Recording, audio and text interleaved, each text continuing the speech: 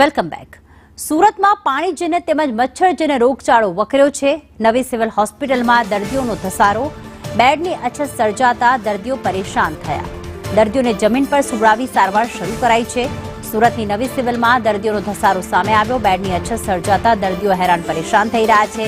દર્દીને જમીન ઉપર સુવડાવી સારવાર શરૂ કરવામાં આવી છે. દર્દીની સંખ્યામાં વધારો થતા તંત્ર મજબૂર છે. પાણીજન્ય તેમજ મચ્છરજન્ય રોગને પગપેસારો કર્યો છે. ત્યારે નવી સિવિલ હોસ્પિટલમાં દર્દીઓનો ધસારો સામે આવ્યો.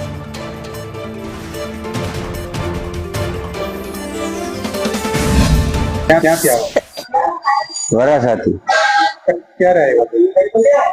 સાંજે નીચે કેમ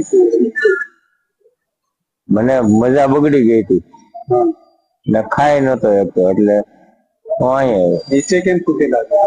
કઈ હોસ્પિટલમાં? હજી અહીં પહેલી વાર આવ્યો. આ કઈ હોસ્પિટલ? सरकारी सिविल। हाँ, अब मेरे को टीबी का जैसा असर लग रहा है तो मेरे को दाखिल कर दो, मैं बोला। तो इधर हॉस्पिटल में मेरे को दाखिल किया, 15 दिन रखा। फिर ऐसा है तो ऐसा ही नीचे सुला देते थे, पलंग पे सोया रहता था तो कभी भी रात को सुला देते थे नीचे।